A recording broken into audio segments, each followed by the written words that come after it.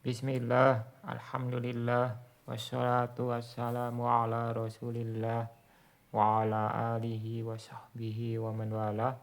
Kita masuk dari 99 masih tentang uslub nahwu. Itu yang terakhir uslubul istifham. Uslubul istifham, tarifu uslubul istifham. Definisi uslub istifham. Uslubul istifhami uslubun istamalu lil istifsari an syai'in ma. Uslub istifham adalah uslub yang digunakan untuk meminta penjelasan tentang sesuatu apapun. Misalnya contohnya matal imtihan. Kapan ujiannya? Walihadal uslubi adawatun tusamma adawatil istifham. Itu harusnya adawati ya, salah tulis. Wa kullu istifhamin yatatallabu jawaban, dan semua istifham menuntut jawaban. Adawatul istifhami nau'ani, perangkat istifham itu ada dua jenis. Huruf istifhamin, asma istifhamin. Pertama huruf istifham, yang kedua isim istifham. Jadi tidak ada kalau fiil ya, yang ada cuma huruf sama isim. Nah, huruf ini sebenarnya ada dua ya, jadi harusnya harfa gitu ya. Di sini ditulis harfal istifham ya, baru itu yang lebih tepat ya. Harfal istifhami huma hal wal hamzah.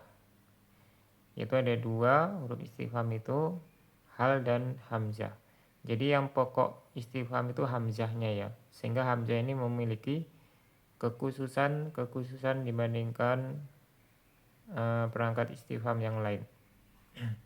Misalnya dia itu selalu di depan ya, walaupun ada huruf athof, dia itu lebih di depan daripada huruf athof. Seperti afala gitu ya, afala hamzah baru fa gitu. Nah kalau yang selainnya itu hamzah, perangkat istifham yang lain itu setelah huruf athof. Nah ini nanti lebih jelasnya bisa dibaca kitab Mughni Labib ya. Nah di situ diterangkan secara panjang lebar tentang hamzah, perbedaan hamzah dan hal, dan kekhususan hamzah. Yang pertama hal, yustafhamu biha an matmunil jumlatil musbatah. Dia itu digunakan untuk bertanya tentang kandungan kalimat yang positif, tidak boleh yang negatif atau yang dinafikan ya. Jadi tidak boleh hal ma korokta, apakah engkau tidak membaca, itu enggak boleh. Harusnya pakai hamzah. Kalau hamzah boleh. Nah ini kelebihan dari hamzah ya. Wa yakunu jawabu na'am fi halatil isbat wa la fi halatin nafi. Nah jawabannya nanti kalau iya na'am, kalau tidak la gitu ya. Ini dulu contohnya hal qara'ta hadzal kitabi. Contohnya apakah engkau telah membaca kitab ini? Al jawabu na'am aw la. Jawabannya kalau sudah na'am, kalau belum la. Kemudian yang kedua al-hamzah.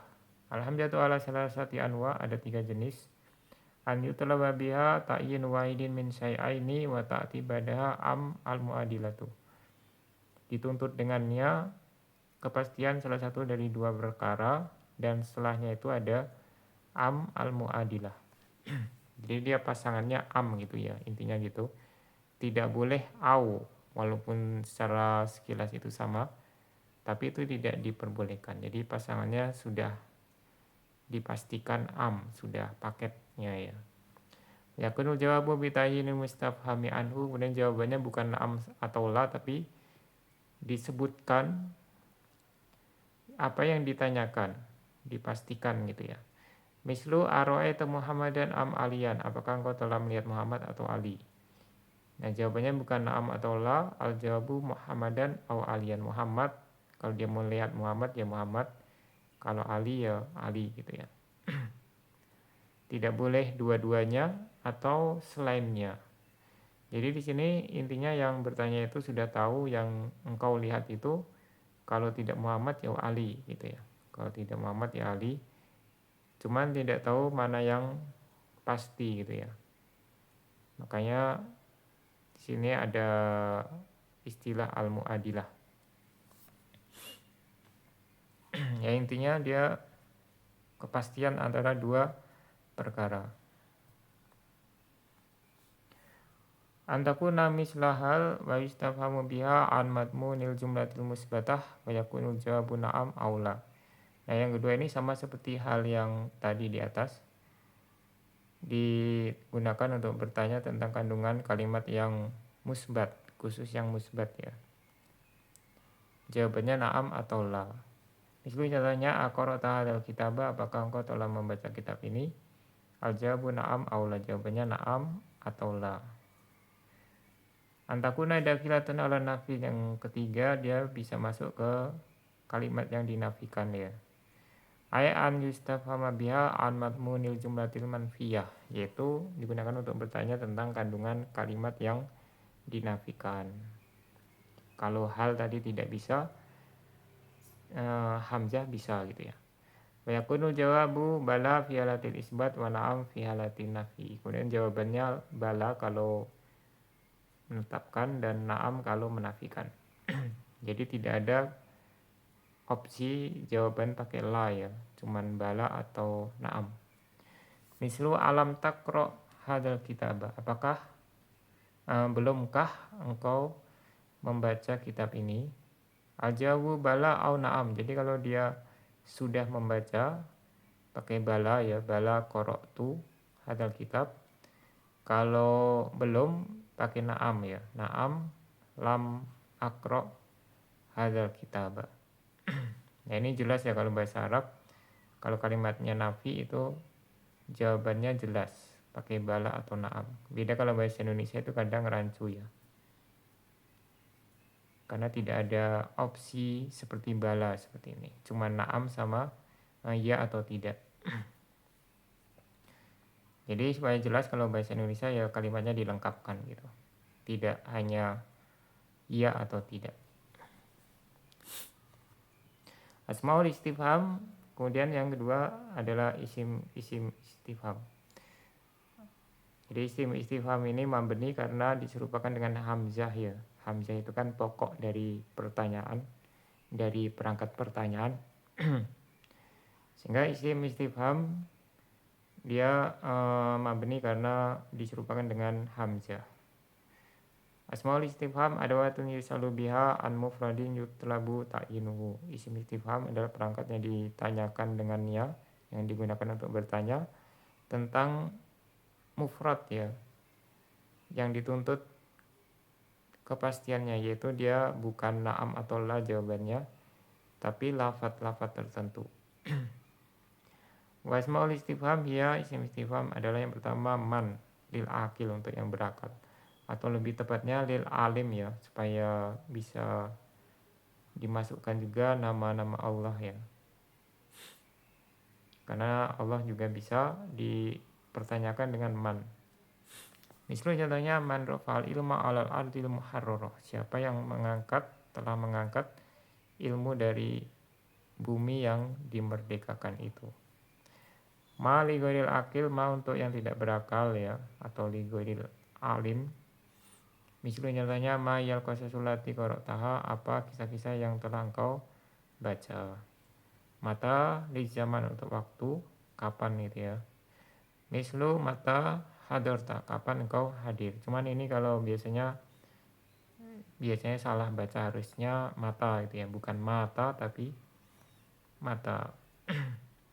Karena kalau mata artinya mati ya, bukan istifham lagi tapi fi'il ya. Kemudian aina lil makan, mislu aina taqa'uz zakozik, tempat ya, untuk artinya di mana ya, di mana terletak zakozik, yaitu ini di delta sungai Nil ya, zakozik. Kam lil adat, untuk jumlah berapa. Mislu kam kitaban qara'ta, berapa kitab yang telah engkau baca.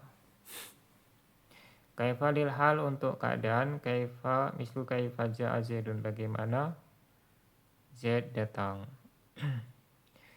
Ayu biasa bima tudofu ilaih, mislu ayu tolibin najaha. Ayu ini sesuai mudhof ilaihnya, jadi dia yang paling fleksibel ya. Dan dia mu'rab ya. Makanya di sini Bisa jadi kita harokati ayun gitu ya, karena dia kan mu'rab kalau tidak ada mudhof ilaihnya ya ayun gitu. Cuman dia biasanya dimudhofkan ya. Contohnya ayu talibin najaha, siapa pelajar yang berhasil, yang lulus. Wal ijabatu anil istifham bi adil adawati takunu bi ta'yinil mustafhami anhu. Jawaban bagi pertanyaan ini, jawaban bagi pertanyaan dengan perangkat-perangkat ini yaitu isim istifham dengan menentukan apa yang ditanyakan. Tidak dengan na'am atau la tapi ditentukan ya. Wa asmaul istifham mabniyatun, isim istifham itu semuanya mabni ya, karena tadi dia menyerupai hamzah ya. Misalnya man itu, misalnya man fil masjidi ya. Nah itu ringkasan dari afil masjidi zaidun, afil masjidi amrun dan seterusnya ya. Jadi panjang dia. Jadi asalnya seperti itu. Apakah di masjid itu ada zaid, apakah di masjid itu ada amr dan seterusnya, diringkas jadi man fil masjidi. Itu sebagian ulama mengatakan demikian. Ma ada ayu kecuali ayu. Sebenarnya ayu ini mansub harusnya ya. Cuman di kitabnya nggak ada alifnya, harusnya kan ayan ya. Makanya di sini kita harokati ayu saja. Wa yaturabu biasa bi mauqiha fil jumlah, dan dia di-i'rab sesuai kedudukannya dalam kalimat. Jadi dia nanti bisa mubtada, bisa sebagai maf'ul bih gitu ya. Mislu man fataha mislo, siapa yang telah menaklukkan Mesir. Man ismu istifhamin mabniun fi mali rafil mubtada. Jadi man di sini mubtada ya. Matal imtihan, mata ismu istifhamin mabniun fi mali rafin khobarun muqaddam. Jadi mata di sini khobar yang dikedepankan ya. Kapan ujian? Matal imtihan. Kemudian aina taqoul Iskandariyatu, di mana terletak kota Iskandariyah. Aina ismu istifhamin mabniun fi mali nasbin ala dzarfiyah al makaniyah. Jadi dia dzaraf ya. Aina di situ. Kaifa haluka, kaifa ismu istifhamin mabniun fi mali rafin khabarun muqaddam. Kaifa di sini khabar muqaddam. Jadi kalau kaifa nanti kalau setelahnya kalimat sempurna dia sebagai hal ya, kayak tadi kaifa ja'a zaidun, kaifanya sebagai hal.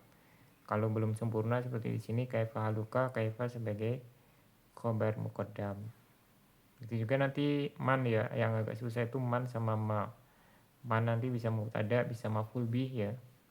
Misalnya man dorobta, siapa yang telah engkau pukul, berarti mannya maf'ul bih.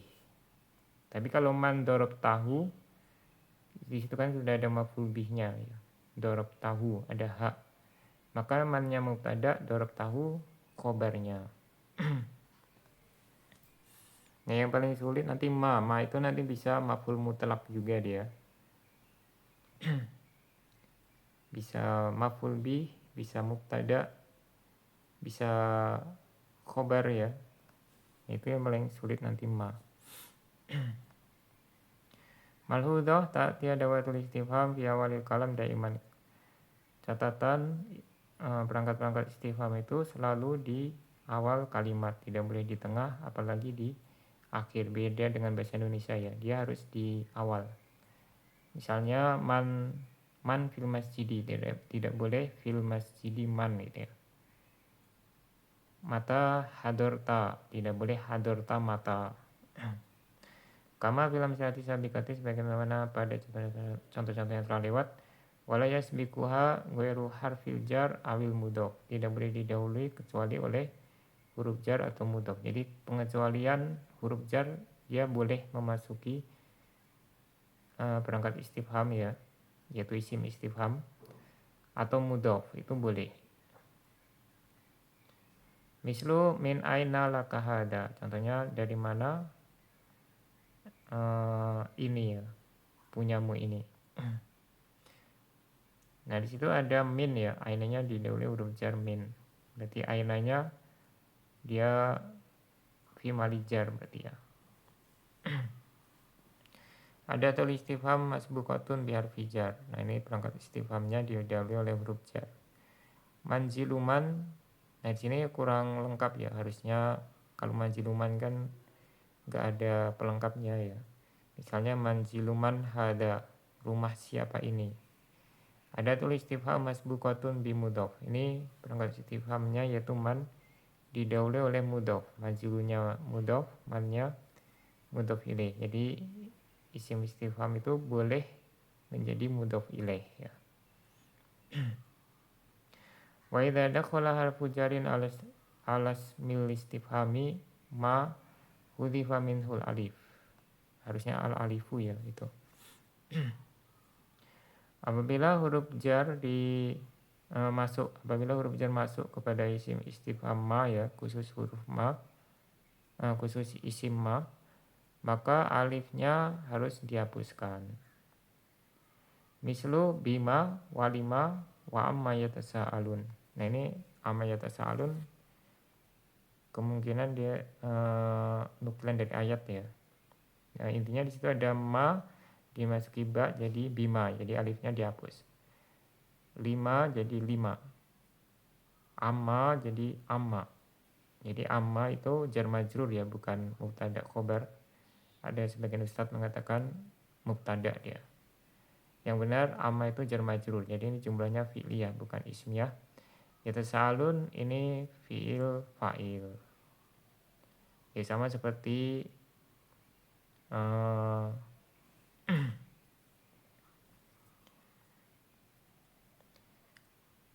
sama seperti umpamanya fil masjidi rajulun ya, fil masjidi, tapi ini jumlah ismiyah ya. Kalau jumlah fi'lah misalnya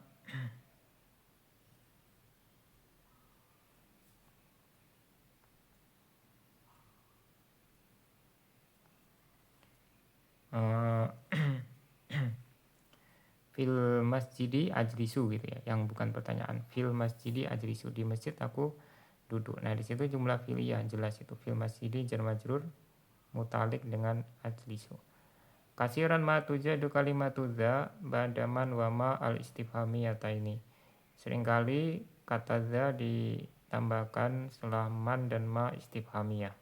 Wa fi hadhil halati tu'tabaru dza ma'asmil istifhami kalimatan wahidatan.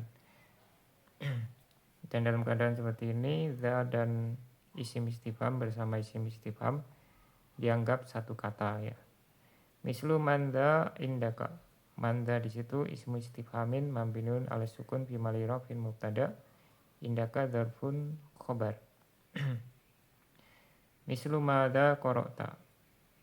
Apa yang telah engkau baca. Mada ismu istifhamin mabniun ala sukun fi mali nasbin maf'ulun bih lil fi'li qara' ya atau qara'a. Ya mungkin lebih tepatnya tadi manda digabung ya tulisannya, manda seperti mada. Nah nanti ada rinciannya ya, kalau kita baca misalnya jami'ud durus itu bisa jadi tetap zanya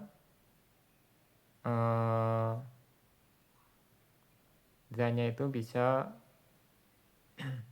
kata yang tersendiri ya.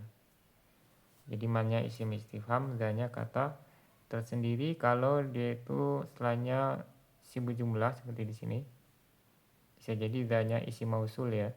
Tindakannya sila mausul atau setelahnya itu adalah jumlah. Tapi kalau setelahnya bukan jumlah atau sibu jumlah sudah pasti zanya bukan isim mausul. Jadi bisa diartikan manil ladzi indaka gitu ya. Begitu juga yang madza. Karena za ini kalau didahului man atau ma itu bisa menjadi isim mausul. Waqad yu'ta bi kalimatil ladzi ba'da man dza wa madza. Dan terkadang didatangkan kata alladzi setelah man dza dan madza. Wa fi hadhil halati tu'rabul ladzi khabaron lil mubtada'i wal jumlatu ba'daha silatu mausul. Dalam keadaan seperti ini alladzi di-i'rab sebagai khabar bagi mubtada ya. Jadi di depannya ada mubtada yaitu man-nya tadi atau manza-nya tadi ya. Madza dan manza. Dan jumlah setelahnya sila mausul. Ini contohnya mandalladzi ja'a. Jadi mandanya situ mubtada, alladzi khobar. Manda ismu istifhamin mabniun fi mali rafin mubtada, alladzi ismul mausul mabniun fi mali rafin khobaru mubtada. Ja'a filun madin wal fa'ilu dhamirun mustatirun taqdiruhu huwa wal jumlatu silatul mausul.